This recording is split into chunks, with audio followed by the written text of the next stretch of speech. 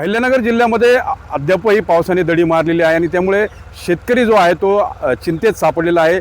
एकीकडे उत्पादन खर्च वाढतोय तर दुसरीकडे ज्या ठिकाणी सोयाबीन पीक घेण्याच्या तयारीत शेतकरी आहेत त्याऐवजी आता चारा पिकांकडे त्यांचा कल जो आहे तो दिसून येतो आहे। त्यामुळे रोटावेटरनं रोटा मारून त्या ठिकाणी मका किंवा जी चारा पिकं आहेत ती घ्यावी ह्या हेतूने शेतकरी जे आहेत ते आता आपल्या शेतामध्ये नियोजन करतायत। आपल्यासोबत शेतकरी आहेत।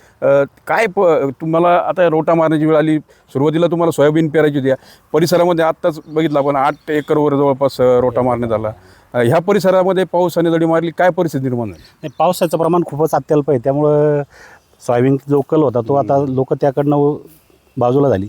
मका पिकं चारा पिकाच्या उद्देशाने आता त्याची तयारी चालू झाली।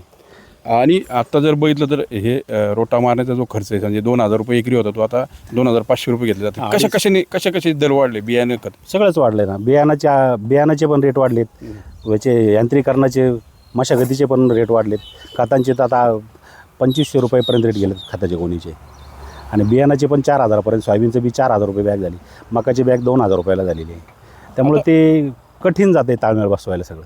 आता ह्या तालुक्यामध्ये आपण बघितलं तर जे खरीपाचं नियोजन आहे ते कोलमडलेलं दिसतंय, म्हणजे सरासरीपेक्षा काही पेरण्या जे झाल्यात त्या तुरळक पेरण्या झाल्यात ते देखील मका पिकासाठी झाल्या। सोयाबीन वाटतंय की येईल आता, कारण पाऊस एवढा उशीर? सोयाबीनला उशीर झालेला आहे फार, त्यामुळे उत्पन्नात 100% घट होणार, म्हणजे पाहिजे ते उत्पन्न मिळणार नाही शेतकऱ्याला, त्यामुळे सोयाबीनकडे लोक कमी वळणार आहे, चारा पिकाकडे कल वाढला आहे।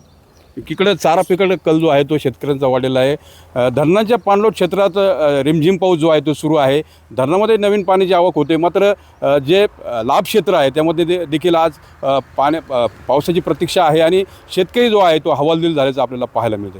मनोज गाडेकर, TV9 मराठी, राहता अहिल्यानगर।